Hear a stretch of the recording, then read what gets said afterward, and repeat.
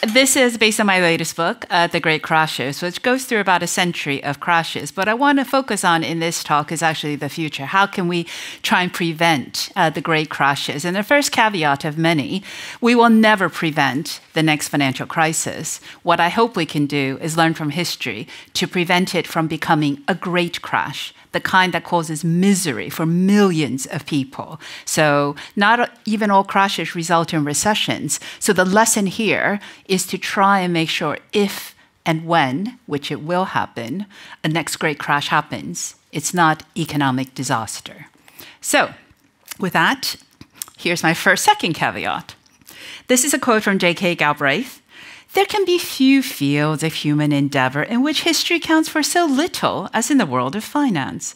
Past experience, to the extent that it is part of memory at all, is dismissed as the primitive refuge of those who do not have the insight to appreciate the incredible wonders of the present. And this captures why we always have crashes. And I'm going to put it in 21st century lingo, because we all suffer from FOMO, fear of missing out. Is AI transformative? Should we all pile in? And we all will. And I'm just going to give a gratuitous piece of advice, which is feel free to pile in, but don't do it with too much debt. So I want to just pick up a couple of episodes from history before I jump to the lessons, to try and show that Mark Twain was right. History doesn't repeat itself, but it does rhyme. So, 1980 savings and loan crisis. This was the worst systemic crisis in the United States since the 1929 Great Crash. One savings and loan failed in every single United States. And there's two movies that capture this trajectory very well, which is It's a Wonderful Life, where Jimmy Stewart, he used some of his honeymoon funds in order to save the local building and loan, the building society that were providing community mortgages. Then savings and loan became the subject of junk bonds, and Michael Milken's famously captured in the 1980 film Wall Street, where Gordon Gekko was known for saying, he was modeled partly after Michael Milken, greed is good.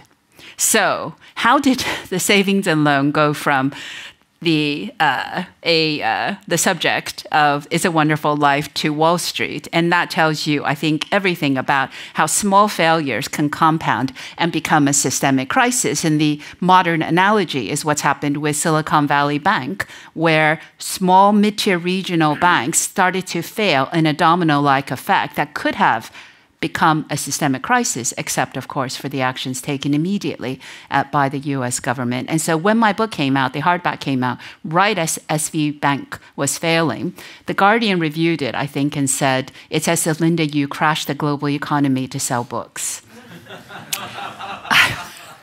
Believe me, it was pure coincidence.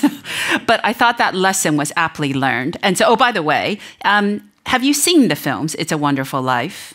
Okay, and Wall Street. Okay, for those of you who haven't, I suggest watching in reverse order. Watch Wall Street first, because it will destroy your belief in humanity. And then you watch It's a Wonderful Life, and it will be restored.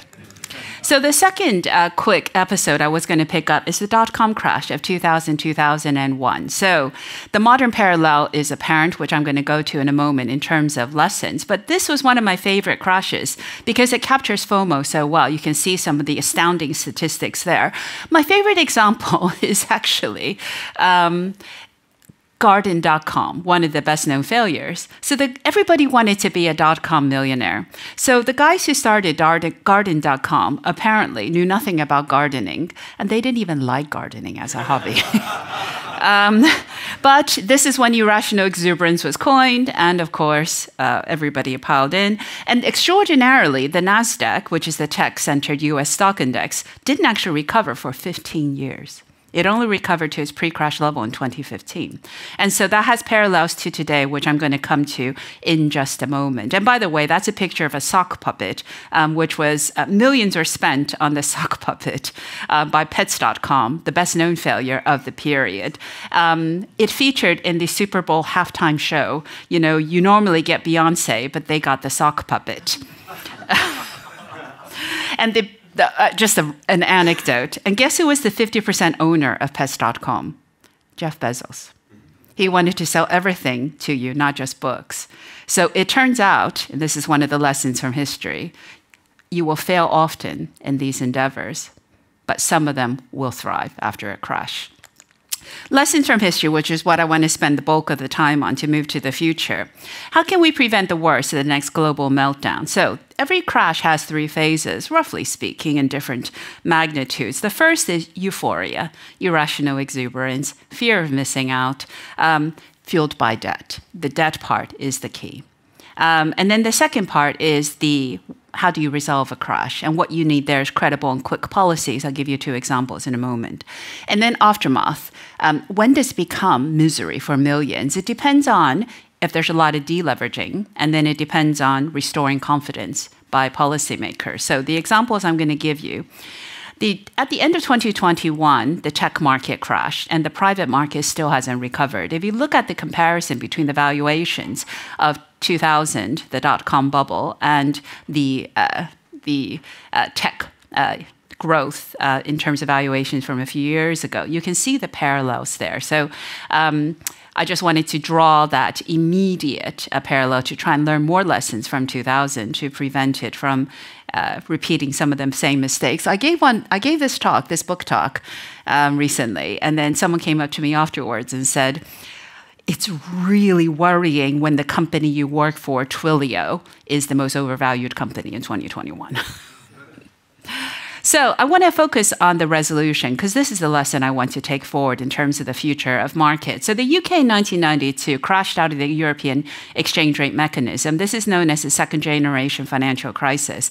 Mexico had a peso crisis in 1994. What you can see in terms of the aftermath is Mexico was rescued, had a V-shaped recession, and the country, of course, was in turmoil for many years thereafter. The UK crashed out of the ERM, the pound depreciated, and went from a fixed exchange rate to floating. And the UK had a very strong decade of growth in the 1990s. What was the difference? After Mexico crashed, it was the second crash. They had a crash in the early 80s as well, which I also write about. Everyone questioned the credibility of the institutions and the policymaking. People did not question in the UK, the Bank of England, the Treasury, and they do believe, I can see Paul Tucker there nodding, that they believe that this was a change in policy rather than the credibility of the entire system, which made a world of difference. Also, when I gave this book talk recently, somebody raised their hand and said, thank you very much for reminding us that the UK used to be viewed as credible. Just joking. And this is my favorite example of credibility, which is actually the ECB President Mario Draghi's whatever it takes speech. So this happened in July 2022 of the eve of the London Olympics. The euro crisis had been going on for 2 years at that point. It just did not seem it was coming to an end at any point. His speech turned the corner. I was actually there in Lancaster House, and I was at Bloomberg News at the time doing TV hits, and I kept being asked, what did he say? How did the spreads begin to come down between the peripheral bond yields and the safe bonds? And, I don't know. But apparently that's not good enough for television, so I had to say. But when I wrote about this, I thought it was absolutely fascinating. He essentially said, and again, I was there to watch it, he said, all of you are missing the point. This is to the global investment community. Believe me when I say we will do whatever it takes to safeguard the future of the euro. It became a political backing. So Timothy Geithner, U.S. Treasury Secretary, went to Frankfurt afterwards and said, tell me about the speech. How did you do it? How did you turn it around? And apparently Draghi had ad-libbed it. He made it up on the spot. But he had political backing. Angela Merkel came through and others and said, the political will to safeguard the euro. He's absolutely right. He also got some power to buy government bonds, conditional bond buying, but he never used QE. He never used bond buying. It was literally a change in confidence. The third part, the aftermath. So I said deleveraging, credibility. Irrespective of all of that, the worst crises in history are bank crashes. And we've had a lot of them over the past century or so, but we had many before.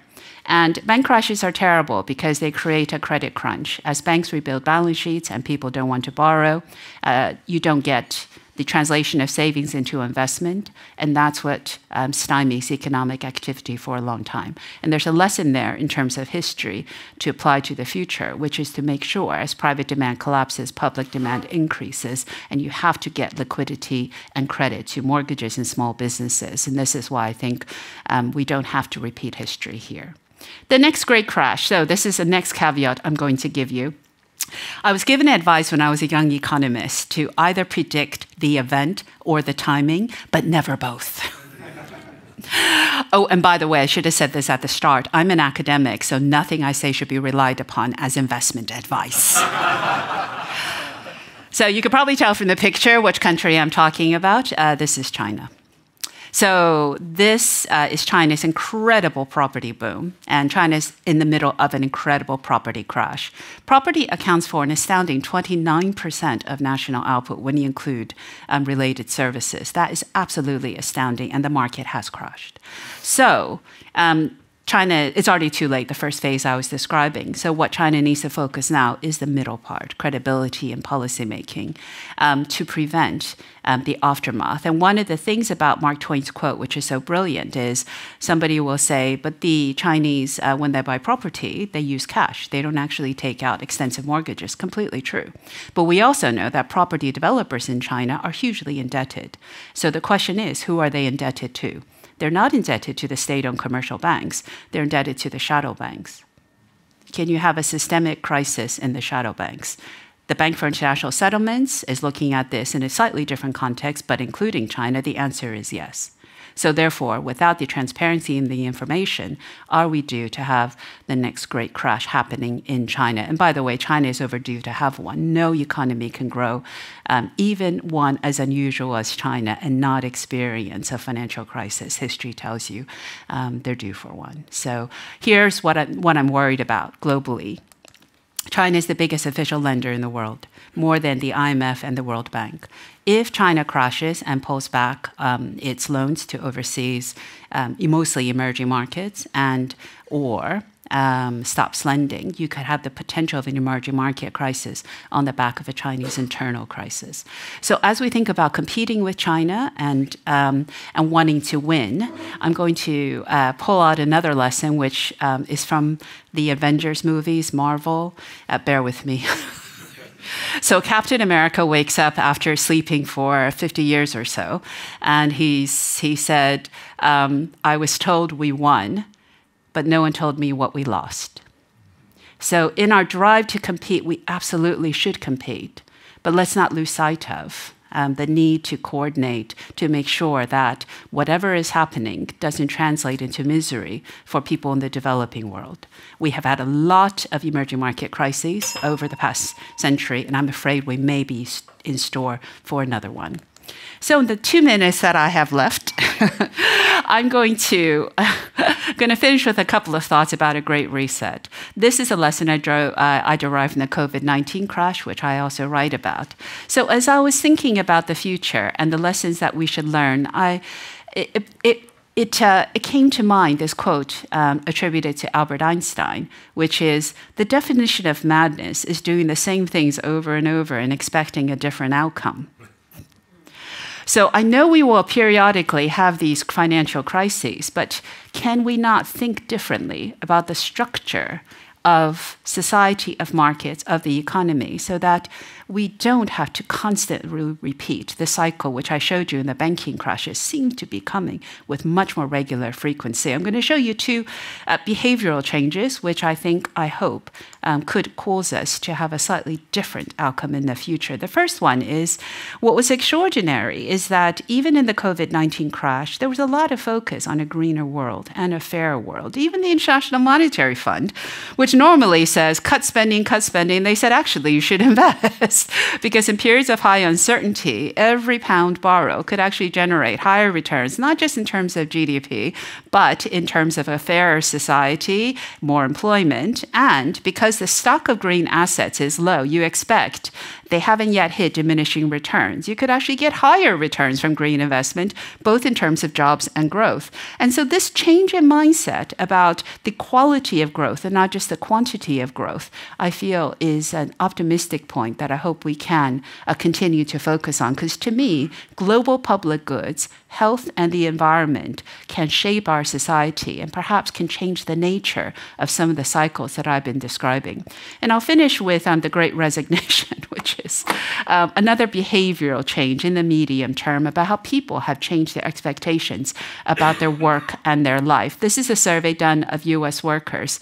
So your boss calls you and says you have to come back to the office 5 days a week of American workers. So 57.8% will comply and return. I'm not going to ask for a show of hands in this audience. And then 35% will come back to work, but they will secretly look for a working from home job, probably at work. And then 6% will just say, yeah, no, thank you. I quit.